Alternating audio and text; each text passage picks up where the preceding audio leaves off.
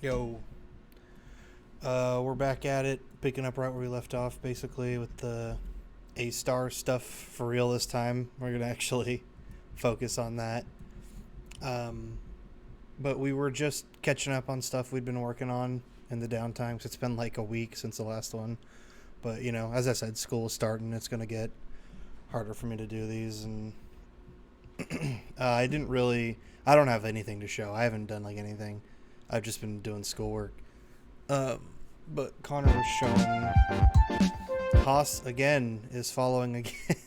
Why is it doing this? Haas, this is like the third time I've gotten the notification that Haas is following. I don't know. Thank you, Haas. Again, I don't. Um, but yeah, Connor had some stuff he was showing from Cat Likes tutorials. That was a tutorial that I haven't done yet, but it looks rather interesting. So I'll show your screen. It's actually really boring. Yeah. I guess it seems very helpful, I guess, is maybe the better way to put it. Yeah, I think if anything, it's like unlike the movement tutorial, like this one is like super abstract. Like I don't know. I don't know what to do with it.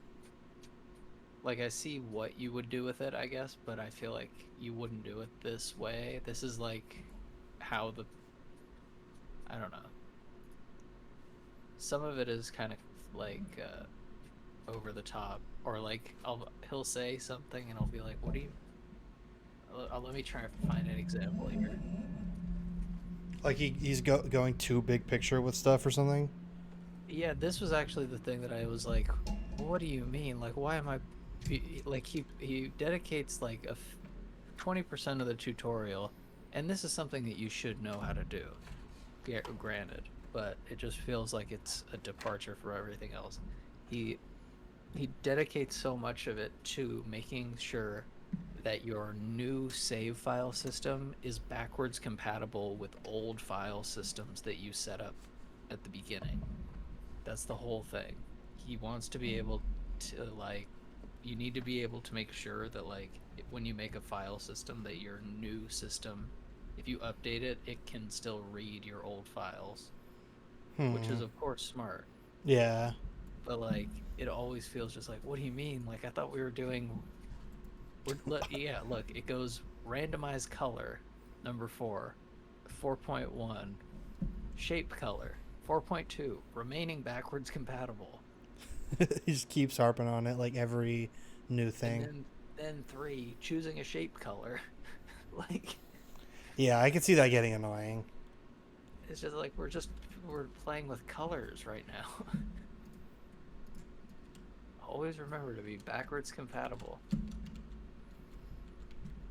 But the thing that was really cool was this thing called GPU instancing, which I didn't fully understand in code.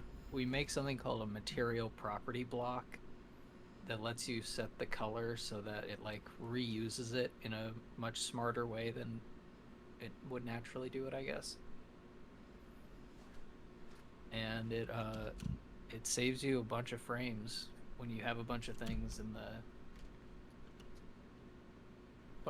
on screen of the same shader. Basically, you can batch together a lot of the same work.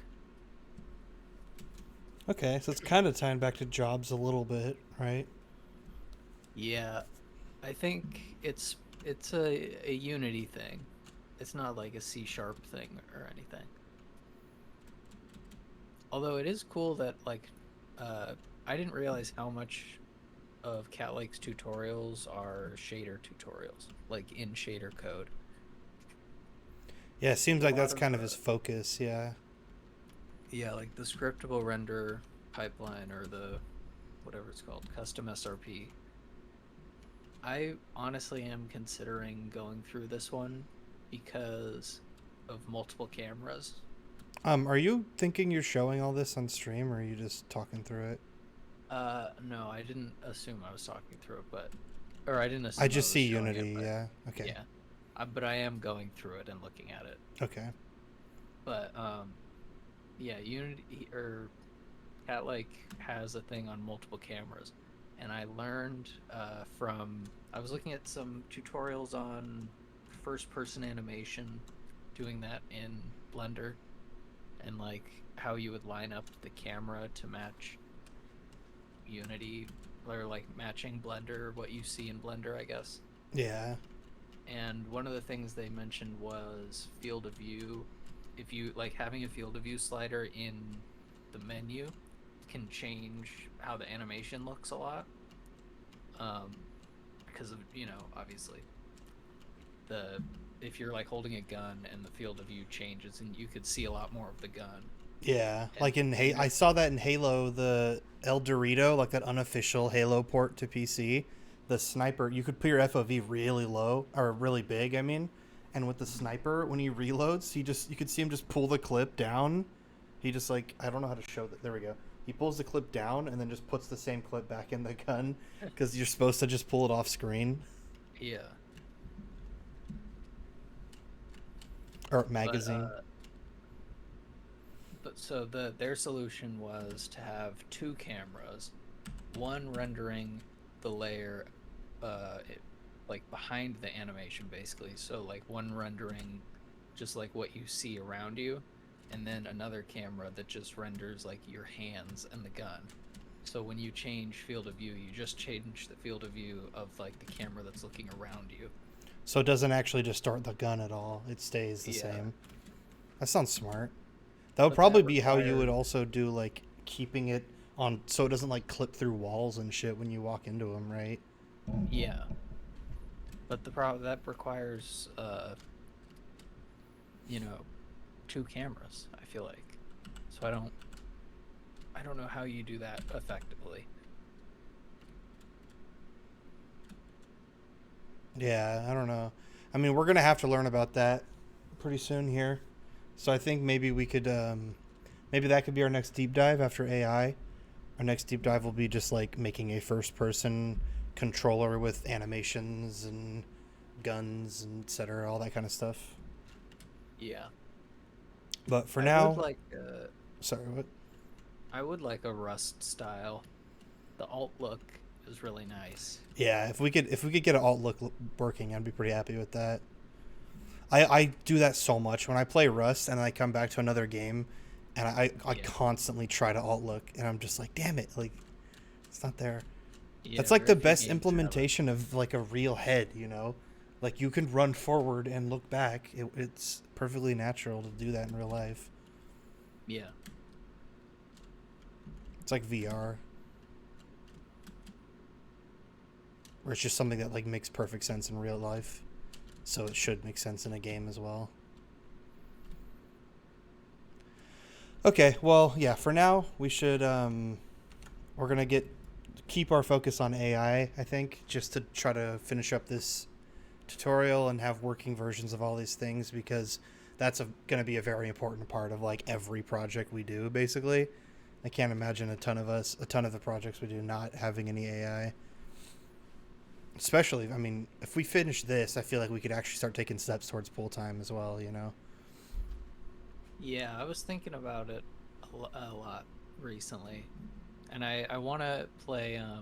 I need to play Resident Evil 3, I think. The remake one? Nemesis. I want to play Nemesis. I would say, I think 2 is a better parallel, because what happened, I mean, unless you're playing the original. If you're playing the original, then yeah. But, like... What do you mean? Like... Well, Resident Evil 3 is on the PS1, and then Yeah. they remade it for, like, modern day stuff.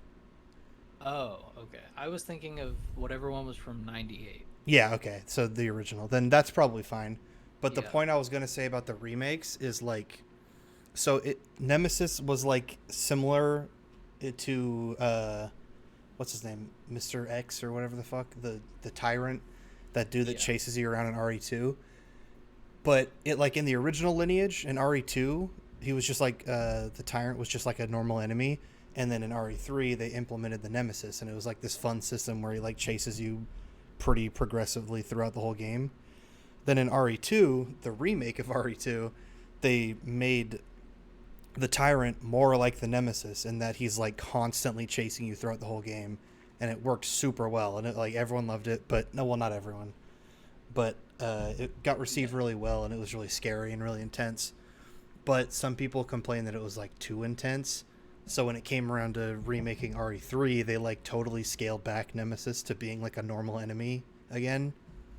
Oh. So it's like they kind of flipped him. It was a weird situation. He still does stalk you throughout the game, but it's way less intense than in the RE2 remake and in the original, from what I've heard. Yeah, I just want to... I realize, like, the full-time idea is very much just like that. Like, the idea of just, like, a big, tall guy always following you. Yeah. But the difference is, like, he can grab you. I don't know, actually, if he can grab you in Resident Evil. I don't know that game. Yeah, I mean, he does. He'll just fucking punch you. Sometimes he'll grab you and throw you. Sometimes usually he just punches you. I was thinking I want to try a mechanic where he can, like, rocket jump or something. Like, he does that sort of anime thing of the ground breaking off before a jump, you know? Of just, like, squatting down, and then the ground breaks, and then he jumps. That would be sick. I want to get that. I want to... That's like a pure, like, particle effect thing, right? Like, that's... Well, I think it's a texture thing, too. Because it's going to have to leave an impact on the ground as well, yeah. I mean, that's the perfect version of it in my head, is, like... And that's something we're going to have to tackle eventually anyways, like blood stains or just, like, juice stains or whatever the fuck. Like, however you're going to handle marks getting on the walls, bullet holes. Like... I'm pretty sure I have an okay idea of how to do that. There's, like, a couple project to UV methods with raycast that you can do. Where you can get, like, the UV coordinate of whatever you hit with a raycast. Yeah. That's probably the direction. Yeah, that sounds right. Yeah, that's something we're going to have to tackle that for sure. That'll be a little jam of its own. That's a fact. We're going to have to start getting, like, more and more independent with these jams as time goes on, where we're just like, let's just figure out how to do that today, you know? But, I mean, whatever. We don't necessarily have to. That might not be the most efficient way. I feel like it'll just inevitably become that as we get better. But whatever. I'm going to start the video. Oh, okay. Do you have the stream up? I have... I mean, just tell me if you hear this. God, that's another new one. This is new from the last one. The A-star algorithm was invented. I like that color thing. Yeah, that was nice. You hear it and everything, though? I did The for a A-star second. algorithm was invented by computer scientists Niels Nielsen, Peter Hart, and Bertram Raphael. These chads, these units. Okay, so you're ready though? Yeah. I guess, I mean, I don't think this first part is going to go into actual Unity stuff much, but we'll see. Oh, the people who made the A-star algorithm also made Siri. What? It was made by How would you know that? SRI. Oh, what? Why are they SRI? What do you mean? Did she call them Why? SRI? No, I'm looking at the Wikipedia for the A-star Oh, algorithm. okay. I'm pretty sure SRI made Siri. Okay, Yep. I wasn't sure if you were like, that was their initials and you were like making a Siri joke or something. And I was like, no, No. I was lost. They like make a bunch of stuff.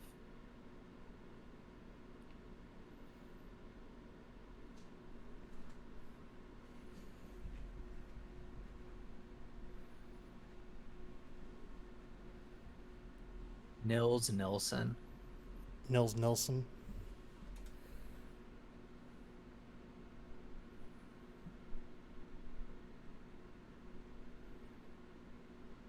Sorry, hold on. I have to.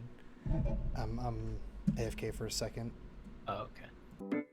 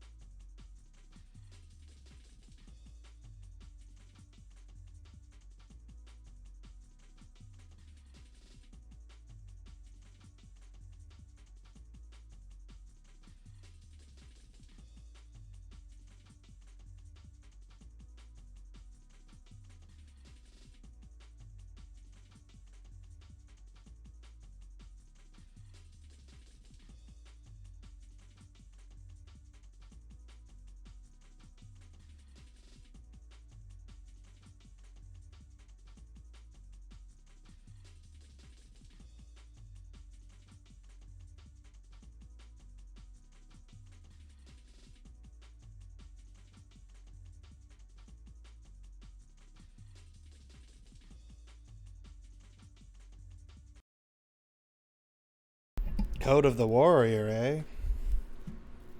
Yeah, they teach you how to code. Like a warrior would?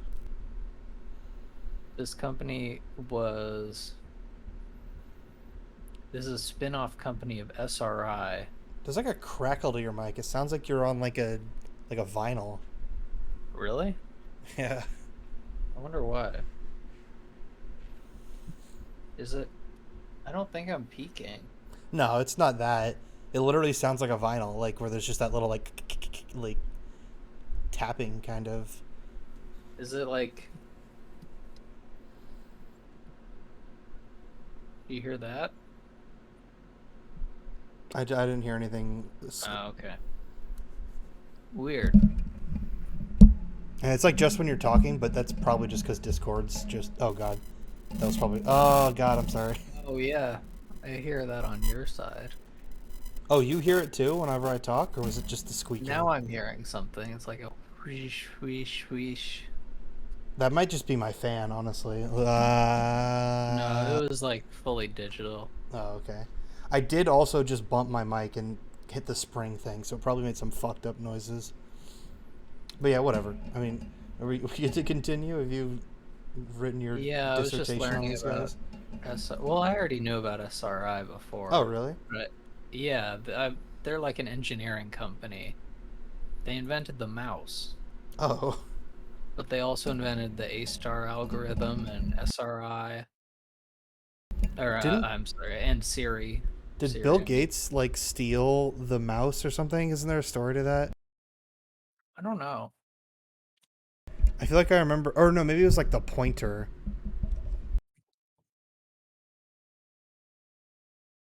This I'm. game sucks. This game sucks. You have to code your robot to fight. Move forward 2, turn right 1. These are like, what language is this? That's not a fun time.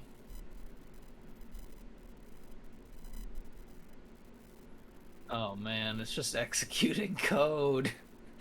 It just executes a script that That's you have to write that's a a new tool. script. That's not a video game. That's a fucking tool. That sucks.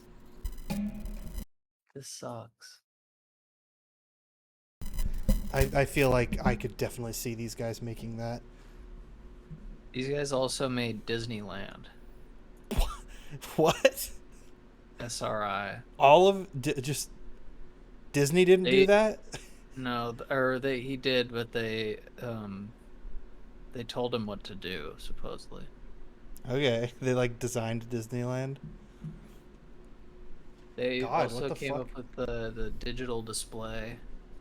Are these the guys that made caramels? No, I'm the guy who makes caramels. Are, Split and diversification. Yeah, the Vietnam War. they were in the It's, war? They invented the war? they invented the Iraq comm system. Jesus Christ, these guys. This microphone lets you talk to Iraq.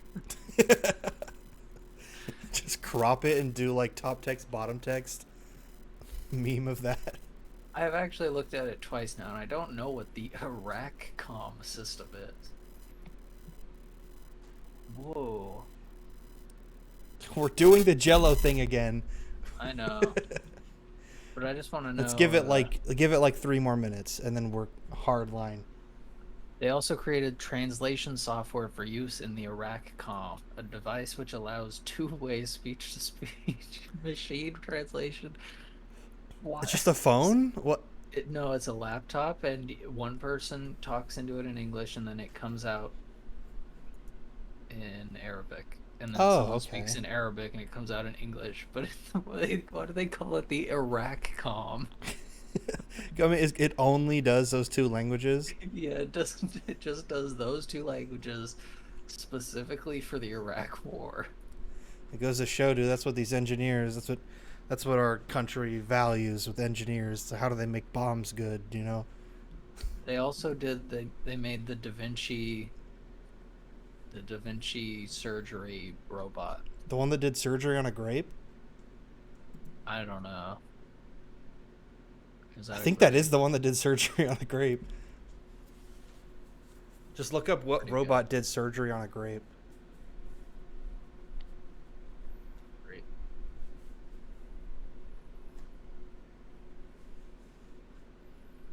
Yeah, remember it looking a lot like that? Oh yeah. That was the actually the Da Vinci. robot? That's Yeah. funny.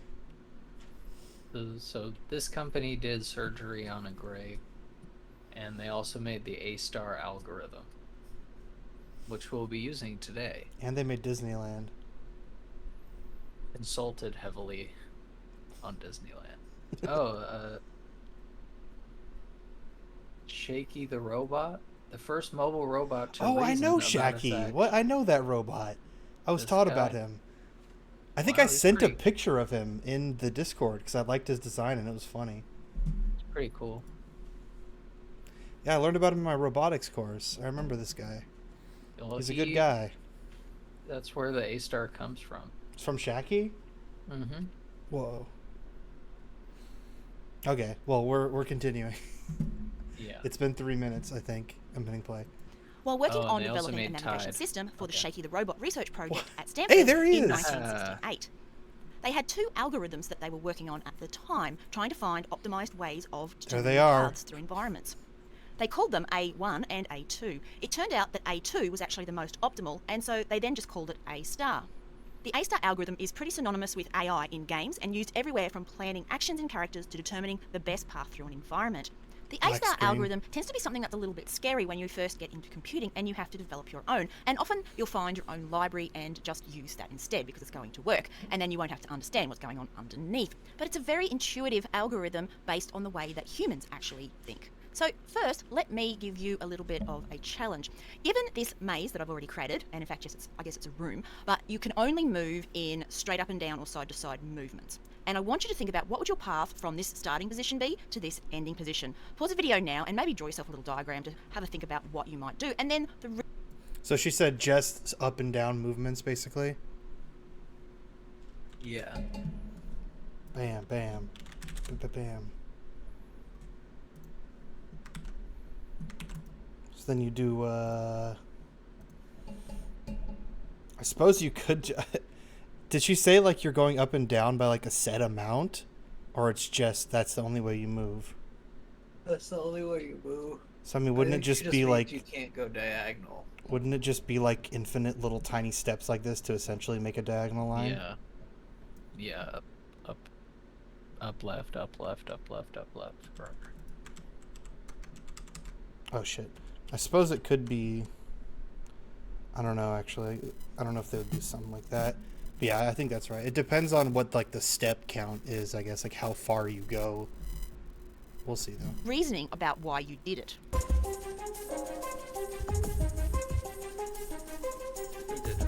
Okay, how did you go? Well, there's a number of different ways you can go. Now, you can't go diagonally, which would be the shortest path from start to finish, because we have to move in up and down or left and right, because that's the way we're building our maze.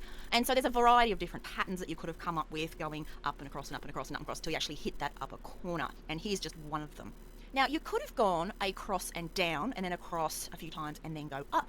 But I bet that you didn't do that. And the reason being is that if you go down at any point from the start, you're actually getting further away from the finish. And so therefore your choice of which step to take next should be getting you closer to the finish, not further away. Okay, so now what if I told you that the maze actually looks like this, and there's a bit of a problem with the path that you came up with. There's actually a wall in the road, and therefore you can't go that Are way. we gonna go to Which thinking way music would you go again? instead? Well, you'd head down to begin with and then come back up again, because that is the only way that you can go. But the thing is, when you don't know those walls are there, so you can't actually see that far ahead, you're wanting to move closer to your goal position, because that seems to be the more intuitive way to go. And this is really the basis of the A-star algorithm. It wants to keep trying squares that are closest to the final goal. Let's step through how A-star works by considering this map. Starting in the bottom right corner, we have to decide which neighbour to pick. Remember, This is like we're an only optical moving illusion. vertically and horizontally. However, if you did allow diagonal moves, then you would have one more extra neighbour. The algorithm will work the same. But we aren't doing diagonals at the moment, so we can forget about that particular point. So, which neighbour to make part of the path? Well, if you eyeballed it, the distance in a straight line from each of these neighbours is pretty much the same. Well, it's exactly the same. But a computer algorithm can't eyeball it. It can, however, calculate the distance that the goal is away from each neighbour. So we first add to our A-star algorithm the value of h. Now, h ideally represents the cost of getting from the neighbour to the goal. In this case, we are going to use the distance as our cost. Though you could include other things in the cost, such as the shorter path might take you through a lava pit, and therefore you wouldn't just consider the distance as one of the things included in the cost, but also how much damage to the player it will cause. So in this case, the distance for each neighbour, and thus the h value, is 5.8, which I determined using Pythagoras' theorem. You could also determine it using the number of x moves plus the number of y moves between the neighbour and the goal. It doesn't really matter how you measure it as long as it's consistently done for all neighbours. To understand the next value used in the algorithm, we will take a quick look at an example. Let's say two people are travelling from the surf club to the golf club. At some point in time, one person is here and the other is here. Just by eyeballing where they are, can you guess which one took the shorter path? If you were to just take their distance to the goal, you wouldn't be getting the full story of how far they had already travelled. However, if you combine the distance from the points to the start with the remaining distance, you'd have a better idea of the total distance travelled by each, and then you could figure out what the shortest path was. And that's what the A-star algorithm does. It considers not only the distance from the point to the goal, but also how far you've travelled to get to that point. In this case, the distance from the start to each neighbour is 1. This value is denoted by the variable g. We then combine h and g and get an f value, which is the total of these. Essentially, the f represents the fitness of that particular neighbour to be on the path towards the goal. Once all neighbouring values have been calculated, the neighbour with the lowest f value is chosen as the next point on the path. To keep track of which points have been visited, there is an open and closed list. So obviously start is going to go on the closed list after its neighbours are generated because it is, well, definitely on the path. Next, in this case, we have neighbours with the same f values, so we can choose either one because neither is lower than the other. So let's just go up. We add this point to the closed list and then open its neighbours. Any new neighbours are added to the open list. Their h, g and f values are calculated. In this case, we now have 2 points in the open list. Where do we go next? Well, we find the point that has the lowest f, and we go back to there and have a look at its neighbours. So in this case, we actually go up for a little bit, and then because the f value of the green point down the bottom is the smaller one, we come back to there and put it into the closed list, and then open its neighbours. And we continue like that until we reach the goal location. Why was that spot not the neighbor of the top Come one? back to The one above the green one right here? Why wasn't this one opened up when this node read it, I guess? I thought you could go up or left. Or like up or to the side, I guess. I feel like that one should have been considered as a neighbor, but whatever. to there Did she and say it? I didn't Put hear it- her say why. Let me check. use. She So we just can said choose open either up one its because neighbors. neither is lower than the other. So let's just go up. We add this point to the closed list and then open its neighbours. Yeah, and it's just that one point. Like, shouldn't it also be right there, too? I guess it ultimately doesn't matter. But I guess just to be thorough, that I feel like that would be mentioned Yeah. there. Whatever. Any new neighbours are added to the open. It is the smaller one. We come back to there and put it into the closed list and then open its neighbours. And we continue like that until we reach the goal location. Okay, let's have a look at an example of this working. Okay, so I've generated a maze using the recursive method, plus I've done a little bit of random wall removal, and I've put in here some markers to show you where the start and end for our A star is going to be. So the orange is the start and the yellow down here is the ending position. So each marker is going to show you a G, H and F value. So G is the distance from the start, which is here. Okay, and you can see that it's 1 for that one and 1 for this one. So these were the two neighbours that you could move into. And this is assuming we're moving in, like, increments, like at one grid point increments, right? It's not like a... And I guess it could work that way, then you just lurk between them and it'll look like normal Yeah, navigation. I think either way. I guess it I doesn't think really it's- matter. It's just incrementing in equal amounts. Okay. And the H value is the distance to the yellow. So I'm just using a straight old distance calculation, Pythagoras' theorem. And so from this one, it's 4.47, and from this one down here, it's 4.24. So this one's obviously closer. The F value, which is the addition of those two, gives us 5.24 for this red one and 5.47 for the purple one. Now, both of these get put into the open list, And then the one that has the smallest F value, in this case this one, gets picked out as the next point to have a look at to generate neighbours from. Now that's why it's gone red. So it's going to go immediately red as it selects the next one from the open list. So it gets taken out of the open list, which means it can't come back to that one. Okay, so now let's go and have a look at the next values that are generated.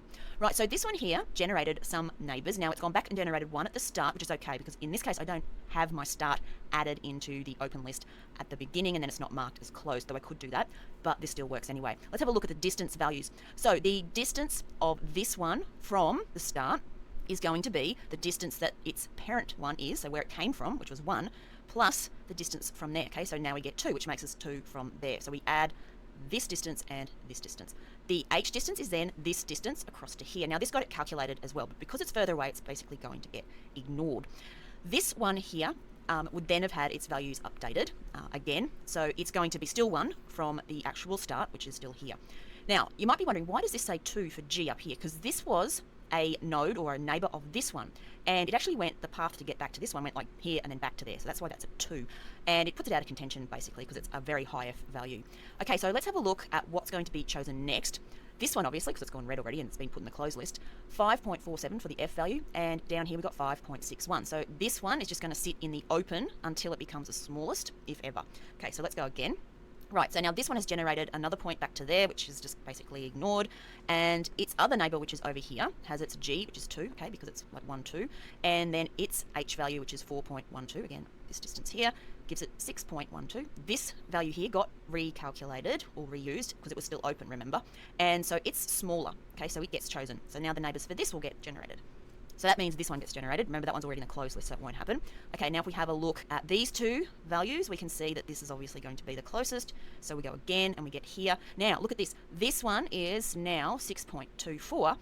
Even though it's actually closer, we can see physically that it's closer. This point up here is 6.12. Now, this was still open until recently. It just went red, which means it's in the closed list. It's the one that's going to get the next neighbour calculated. So if we go for that, it then generates a point over here. Now, it ended up with an F of 7, which put this one back into contention, so we've come back to here.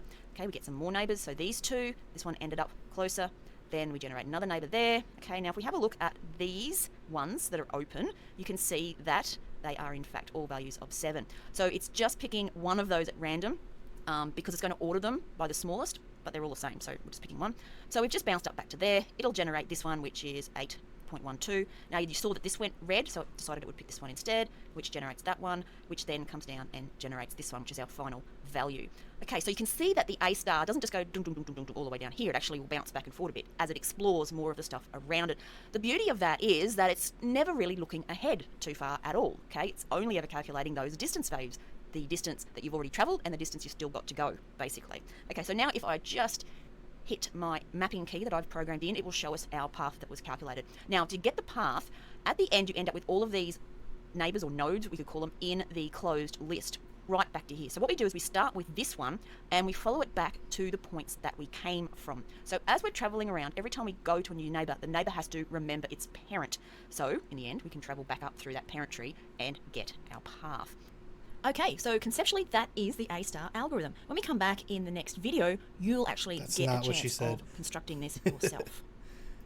The subtitles were way off. Oh. I was kind of hoping we would see the code for that project. Yeah, I mean, we can download it, but I don't. Oh, okay. I think so, but I don't know if we need to dive into that one. Yeah.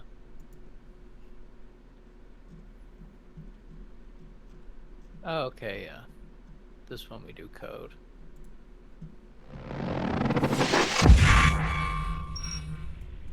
Techno music. This is Funimation. I feel like, isn't this Funimation's logo? Don't they do this? So you can get your hand. Maybe. Crunchyroll or something? I feel like Cartoon Network does I that. mean, yeah, it's just colored circles, but Yeah. but still. It's the animation technique. Hands dirty with the A-star algorithm. I'm giving you a starter project that is from one of my Oh, courses, okay. which is called Mastering Procedural Maze and Dungeon Generation. Hey, that might be a good course as well, actually. But whatever. So yeah, we should probably download this one, right? It's not here.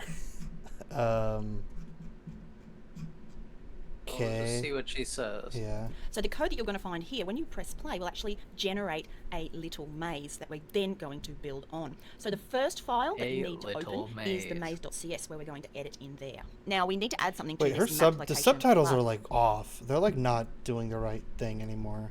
Because we're going to be using it, but we need to be Though able I would to totally test recommend that you if create a we're at the completely same new map Unity location as project and another bring this starter application into within it, our because A-star we're algorithm. really So I just only need going to to be add, using. That's what happened. Is it because I'm at 1.5x? Oh, I think we already discovered this actually, and we turned captions off just to fix that. will actually generate a little maze that we're then going to build on. So the first file that you need to open is the maze.cs, where we're going to edit in there. Now we need to add something to this. Okay, so I guess she didn't really supply this, so I guess we could just kind of copy it along, or I guess we could also go to that tutorial So and download yeah, it from when you there. Master procedural maze and dungeon generation. Let me see if that would be easy to find.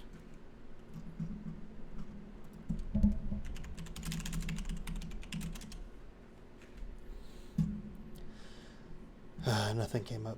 Okay. Can I like sort by shit that she's made maybe? What about the one before? I guess maybe that could be it. Yeah, actually. That's a good point. I assumed it was just the one that pertains to just that video, but that's not a bad idea. So this should be a new Unity project then, probably. I don't need to implement that into the mall.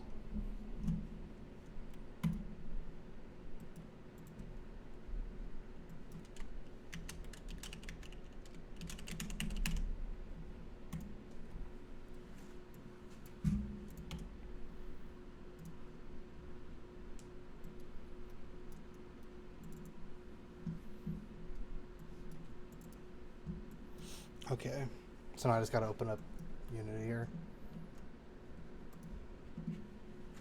That's pretty cool though. It's not an actual like model of a maze. It just like gets generated right there.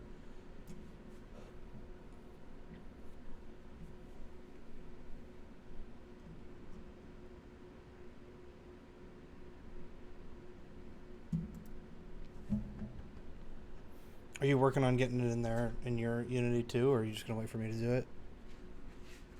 No, I did just try and import it, but I don't know where it went now. Oh,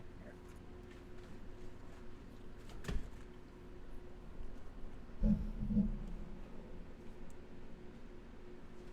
Yeah, I think this is it.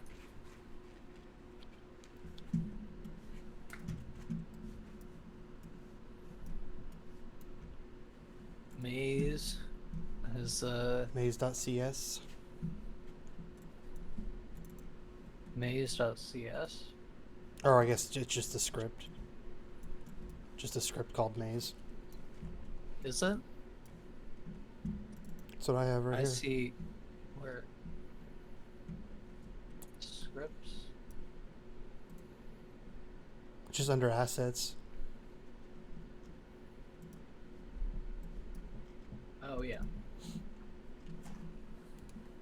Okay. So if we run it, it should just like generate. Yep, there it is. So it doesn't actually look like it's doing any of the path calculation yet. So I guess we'll have to work for that along with her. But it is generating the maze, and I'm assuming it's a completely procedurally generated maze. I'm also assuming it's actually solvable. Well, actually, no. There's not even a beginning and an end. We'll just determine that, I'm assuming. Okay. Looks like a QR code.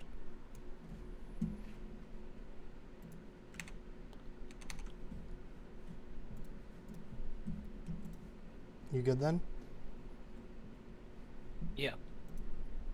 Play will actually generate a little maze that we're then going to build on. So the first file that you need to open is the maze.cs, where we're going to edit in there. Now we need to add something to this map location class because we're going to be using it, but we need to be able to test if we're at the same map location as another map location within our A-star algorithm. So I just need to add another public override function down here, which is going to override equals, so that we can ask if two map locations are the same, basically. So override bool, and let's call it equals object, which is going to give you that. We don't actually want what Visual Studio gives you, but in here we're going to add if object equals null, or not this dot get type dot equals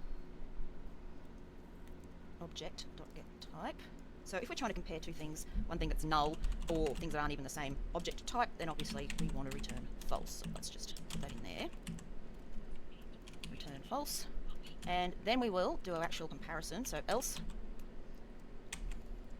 and this is going to be that we will return x if it equals the map location object passed through dot x, and Are you writing Z this equals override? I was gonna wait until she finished and then write it, but there's way more to it than I thought, so I just started writing along. Yeah. But then I also noticed that my keyboard is like fucking up. I can't write right now. I don't know what's going on.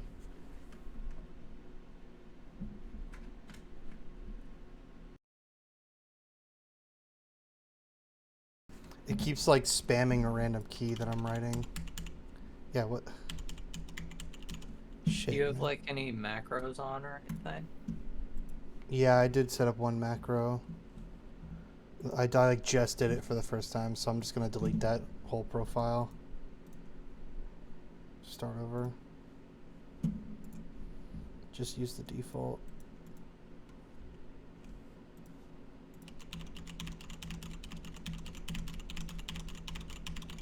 Oh, it's still doing it. Shit. God damn it. Why did this just have to rear its head right now all of a sudden?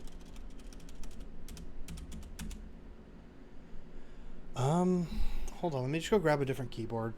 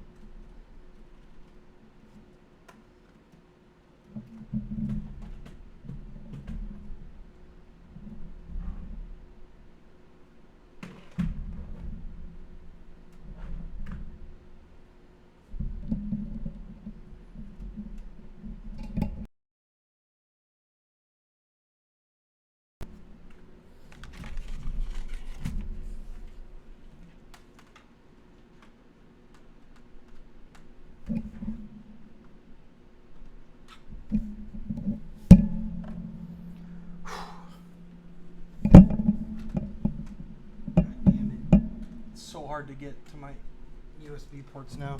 Back there. Okay.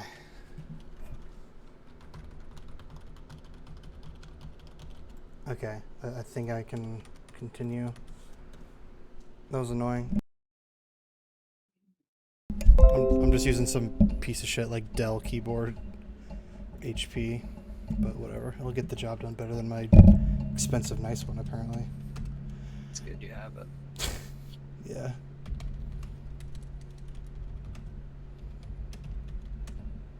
God, what the fuck? So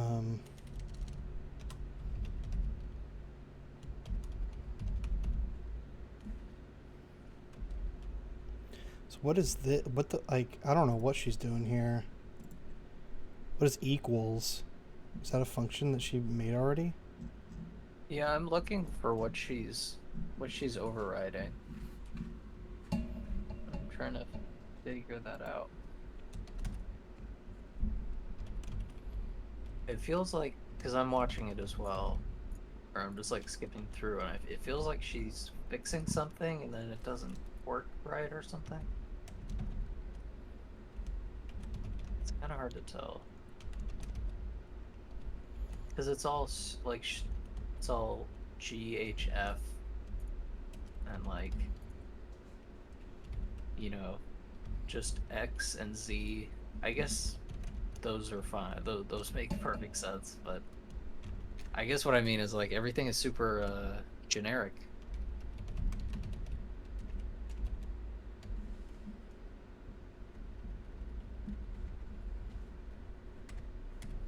You know, in Python, true and false have to be capitalized, and in C# it's the opposite. That's fun.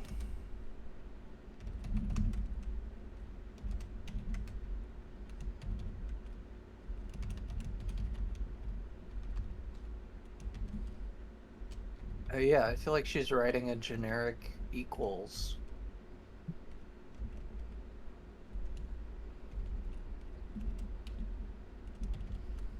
Like just Map location. Of the straight Z up value of the object. if something equals something. Okay, so we've got that. Let's put that there. I think I'm missing a bracket just at the end. So let's just put that in to keep it happy. And we now have our equals that we can use. So just press save for that. Now you might get a little warning. Okay, hold on. I was going to finish writing in what she has. But I would like to spend a little more time trying to understand what the fuck she's talking about. But it might be a waste of time.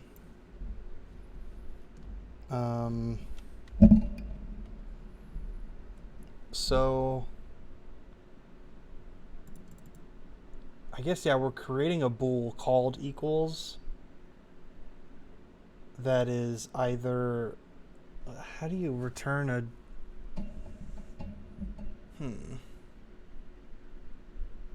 I guess it's returning true if x equals the map location dot x and z equals the map location dot z.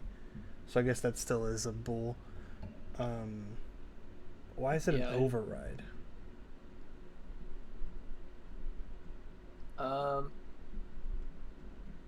Maybe it just overrides itself. I don't know. I feel like every time that I had to do an override before, I also had to specify a virtual. So maybe we just haven't gotten to that, or did you skip ahead? I'm moving around, and I don't see anything. I don't see any virtual equals. Well, let's see if she says anything about it. Feels like she just rewrites it. Go back into Unity quite quickly. Go to the console. After it compiles that code, okay, it's going to give you this override error, and it doesn't override the object get hash code, which it wants to do when you start putting those equals overrides in there. If you're on Windows, you might not get that particular error or warning showing up, but it might show up in your editor as a squiggly green line. So that's fairly straightforward to do. We just go back into our code. I mean, you don't have to, it's just a warning, but let's just make sure that warning goes away for us right now. So God, apparently I have a fucking million errors. What? It looks normal in my editor, and then I go to, in my code thing, and then I go to the editor, and it's like, doesn't know how to do any of this shit. Oh, I guess my brackets are off, that's why. Why didn't my editor tell me this, though?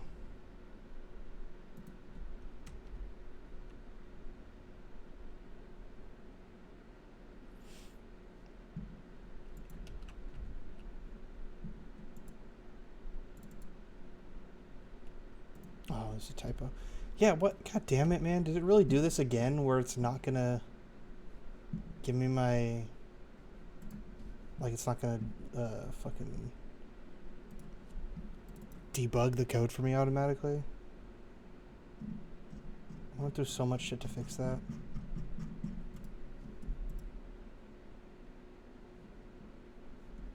Oh, maybe it's on a per project basis. Because this is my first time doing a new project in a while. Maybe. Do you have to set the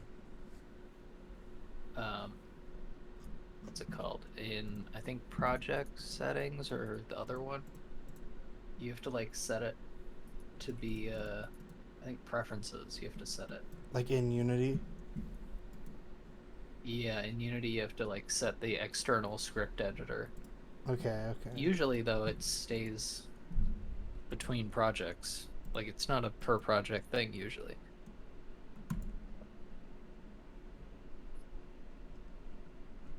Yeah, it is set to Visual Studio Code. Oh, then Visual Studio Code has the issue, maybe. Damn. My tooth is killing me. You been to the dentist in a while? No, but it's purely from like this morning. I had meat this morning and it like got stuck in my teeth Yeah. and it's just stayed there. I went for the first time in like 4 years. Well, maybe not 4 years, but I went a pretty good chunk of time without going, and then I went back and it wasn't as bad as I expected. I thought there was gonna be way more shit fucked up with me, but it still was just like they could tell it's been a while, you know. Yeah. Yeah, I guess this is. God damn it, man! I gotta remember how I fixed this last time now, but I guess this is just something I'll do off stream. But I remember there being some setting I just had to like flip. I feel like I remember it being in Unity. I'll give it a little bit longer. Hold on.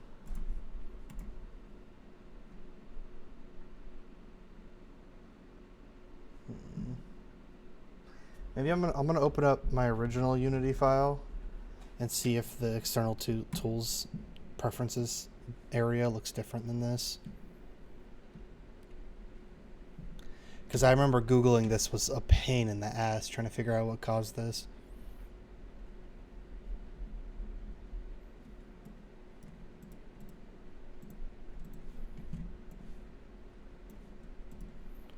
The preferences, they're identical.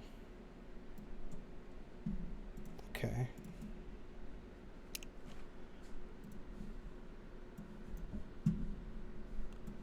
I wonder, damn, I gotta do this again now. I wonder if I open up Unity, if I open up Visual Studio through my existing project and then I just like click and drag this script into the same window. Like I navigate to this instead. Whatever. I'll figure it out.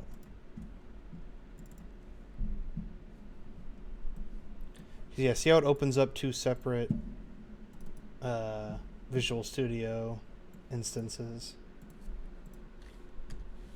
Oh no, I'm looking at your Chrome. Oh, that's right. Yeah, okay. But I feel like it has to do with Visual Studio. Well, that's what I'm saying is maybe if I open up, because you know I have this like little navigation bar on the side. If I just go to this instead, like if I just do that or something, because this Visual Studio has the debugging working and this one doesn't. So if I could just get this script into this version of Visual Studio. Or here, yeah, if I go open folder, and then A star starter, and then assets. No. Okay. No, it doesn't do it. Okay. So yeah, there's something I gotta do in Visual Studio 2 then it looks like. Damn it, man. Why does this keep happening? That's such a pain in the ass. Turn on settings sync.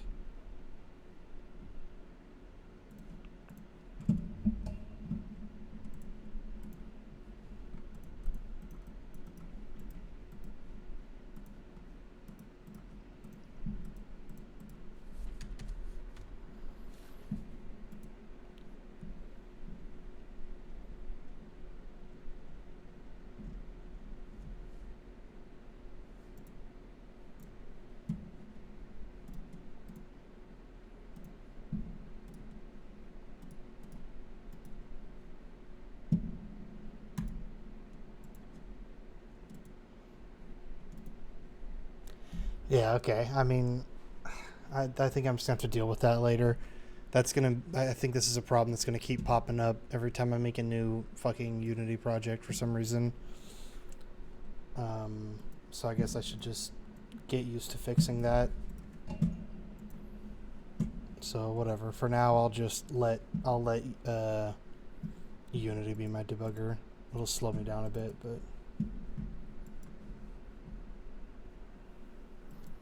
Override int get hash code, and it's just going to put something like that in, or just return 0. Okay, so that will now keep it happy. okay. Public override int get hash code.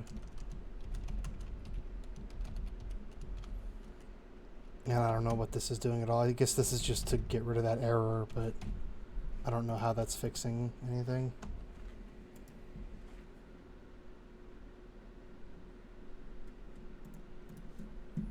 It seems like she made it an override, and then Unity was like, why is this an override? It's not overriding anything. So then she's like, here, override this. And then it's like, but why is it an override? But whatever. Okay, Yeah, I don't let's get go it. back into our project, and we can add in our new class code for our finding. So we're going to create a new C# script, and it's going to be called find path a star. Okay, let's open that up. Now at the top, we're going to actually use the link library to do some sorting. So just include system.link, and then let's create a new class. And this class That is not how I expected link to be spelled.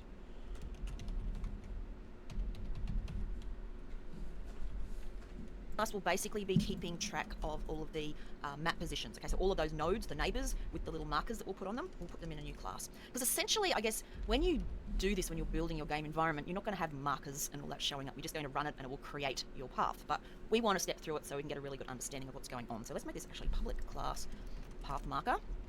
And it's going to have quite a few things in here. So first of all, it's going to have a public map location, which will be its location in the maze, and then a public float for G, and a public float for H. Damn, she didn't include the finished. I guess that'll be at the end of all of these lectures. She'll have the finished version already. Yeah.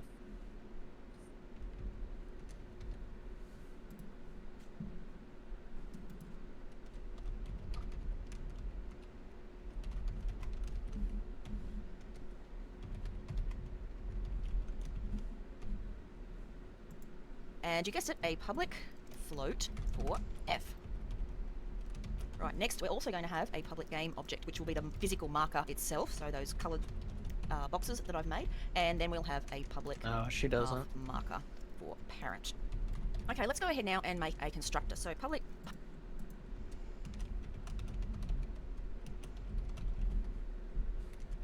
path marker, and we'll pass through the map location, L, float for G, float for H, float for F, game object for the marker, which are those rectangular prisms that I've got marking out the path as it goes around, and also we're going to have a path marker for P to pass through parent. Then inside of here we just assign those values. So location equals L, G equals G, H equals H, F equals F, this dot marker equals.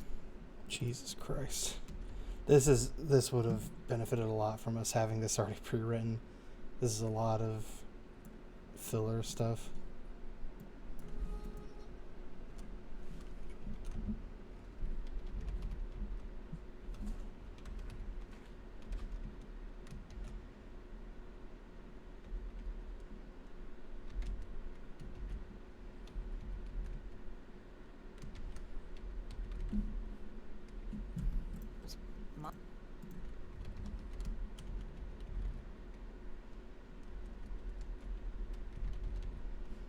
Marker, and finally we're going to go parent equals P.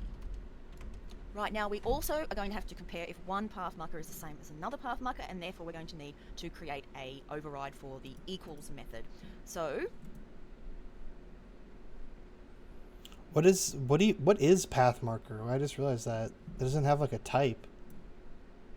She defines it. I think Oh, in it's maze. just a. Oh, okay. I'm just used She to you having defines to it say somewhere. like public something path marker. It's weird that you can just say that. So I could just make it, Yeah. if I could just use a, like, I could say like public moving sphere and just use that in a different thing. Or moving ball. I mean. Yeah. I think so. Okay, I just hadn't seen it used like that yet. It was confusing. Okay. Just putting the end of my class in there. And here we'll have public override bool equals. And of course, we're not going to use what it supplies us with, but rather I'm going to leave this as a challenge for you to fill out what goes inside of this equals method. You've already done one for your map location back in Maze, so just check that out and use it to write this one up. Pause the video now. When we come back, I'll go through the code for you. I mean, that's just going to be copied from the other thing, right? Object, obj.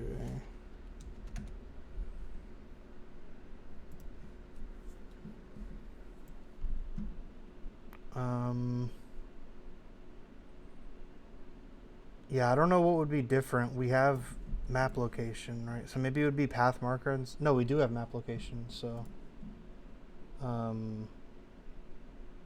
Yeah, I don't know. I don't understand the bool override well enough to try to fill in the blanks there, so I'm just gonna play ahead, I think, unless you want to try it.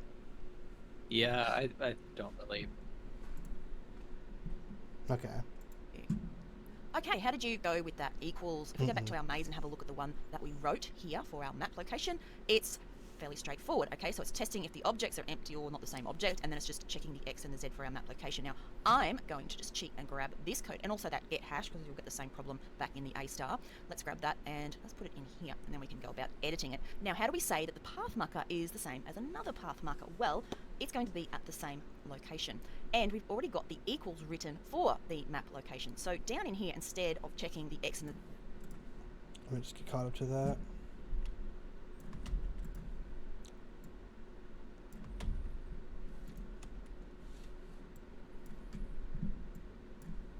Z, although you could check the individual X's or Z, you can just go location, which is your map location, equals path marker for the object dot 3. location, Oh my God. like that. So this is calling the equals that is in the map location class. Okay, and with our get hash code, we're done. Now we can get on to creating our find. That's the only change you have to make? Okay.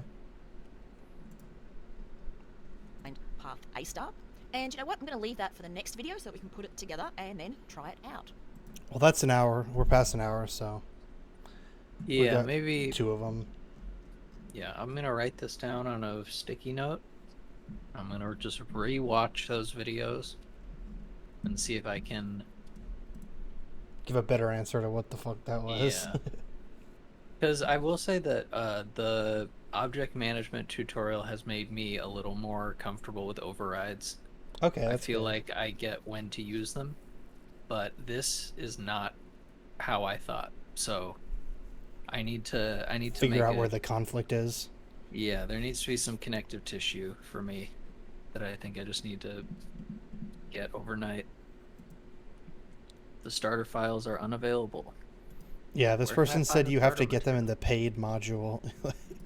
They're in a course that you have to pay for. Which is kind of like, come on. I mean, It's we did weird get that them they're- though, right? Yeah, I mean, Seems like she they have shows since us. fixed it. Okay. Well, yeah, I'll wrap it up here for now. So yeah, I think our overall roadmap is still, we'll wrap up AI, maybe take some breaks to do stuff like the rigging one or whatever along the way. And then we'll pivot to a first person tutorial of some sort. I don't know if it's a tutorial or if we just figure it out, you know? I But, was watching yeah. a couple videos today on there's like 3 different really long, they're not long, but like an hour long things that I've seen on making a Mirror's Edge style first person. Oh, like climbing on walls and shit? Yeah, it was I mean it's pretty similar to the moving ball thing, I think, but it's focused on like first person, whereas the moving ball was third person. That could be fun to run through, yeah. I'm down Yeah. for that. Send that in the tutorials channel. We'll keep an eye on that. Yeah, the one that I found is, I mean, it's based on Mirror's Edge, but they also like they noted that like Apex Legends has very similar movement to Mirror's Edge. It's true, yeah. That's why I feel like Apex is probably my favorite battle royale. I just don't give a shit about playing it because I'm just like over battle royales completely. But like Apex Naraka, looks like a lot of fun to like run around in, and well, no, I yeah, mean it I is. have played it enough that I know it is fun. Yeah, It's just everything else. I guess I just yeah. like Titanfall 2. I think that's what it's coming down to. I've been thinking a lot about the pool time idea and trying to figure out how I could knock it out in a somewhat quick manner, I guess, so that I don't deep dive on it too hard. You could, if you want. I mean, this might be um, too big of a time frame, but if you want to try and work on that within the same time window that we have for working on Swallowed Whole within our class Yeah. project, you know what I mean? Hmm. Like if you have that as your final project in a sense at the same time that I'm turning in my final draft of Swallowed Whole, That would 3 be months. good. Because then I'm sure, I mean, we're going to be working with each other throughout all of those still too, of course. Yeah. Um, but that way we'll be kind of bouncing between 2 projects. That could be kind of nice. Oh, also, did you see that video on the GDC of Destiny's I didn't watch it animation? yet, but I did see it. They have like a lot of really good like philosophy stuff in there about first person, about like what zone of the screen you should always keep open, and like all these different things of like how people focus on certain parts of the screen and stuff. And that reminds me of Donkey's video on Batman Arkham Asylum or whatever, the Arkham games, where Batman takes up like a third of the fucking screen. It's like, Oh yeah. he's like, get out of the way, you fucking Batman. But yeah, I'll watch Yeah. that one. That's on my watch later for sure. I don't know why I can't find this first person camera thing now. But yeah, either way, that's kind of far down the road. It's not that far, especially if we keep a good pace on the AI stuff, but we probably won't because, school. But yeah, so we'll finish the AI thing and then we'll deep dive into first person stuff and just get like a solid feeling first person controller.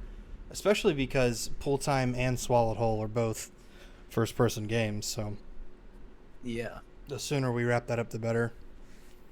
I had like an epiphany yesterday where I realized like in my head Pool Time is a parkour game and I never voiced that Huh, okay. before. That's a good way to It's a put it, yeah.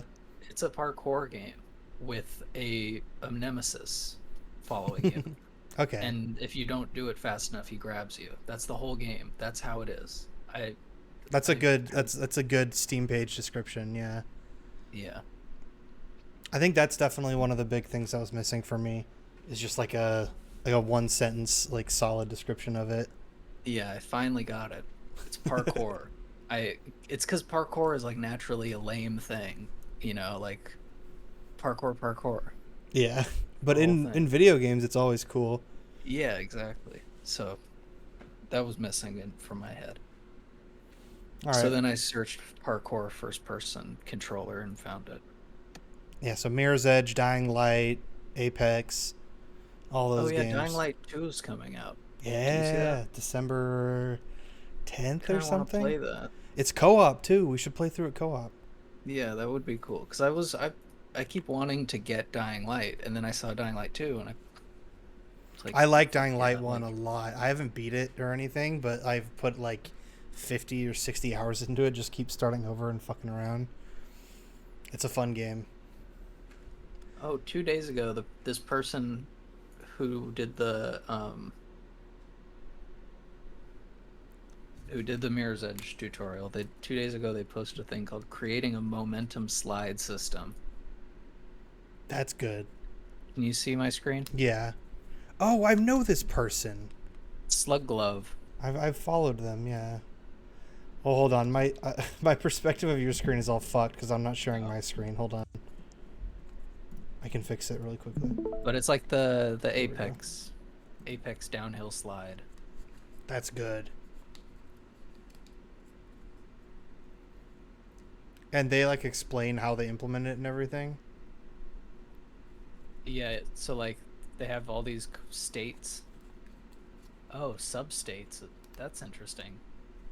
They do states and substates.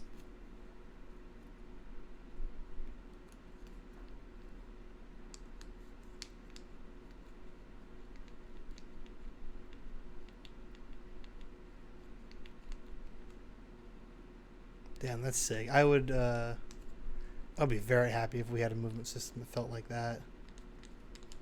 Yeah, there's all how to slide. I guess, yeah, there isn't any code really. Oh, animations.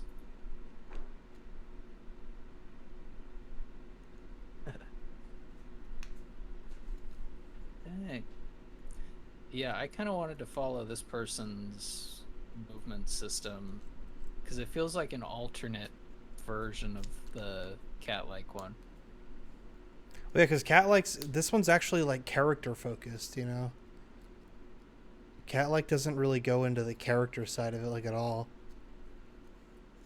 Yeah, and this. If this person Oh, has like a inverse. as in depth thing as Cat like does, then fuck yeah, like we should be doing that like right now. Mm. Yeah, But- I mean, and they did the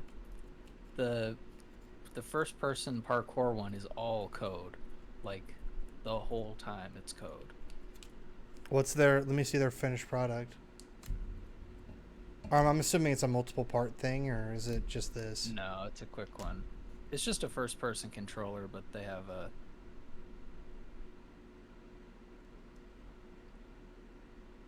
Can you like grab on ledges too? It's wall running. Yeah, that's something that's always been kind of looming over me. That where you like grab the ledge and pull yourself up. Oh yeah. I feel like that's something we definitely need Mhm. to do eventually, especially with the climbing system being a thing. And I don't really know how to do that at all. I don't have a good image in my head of where to start with that.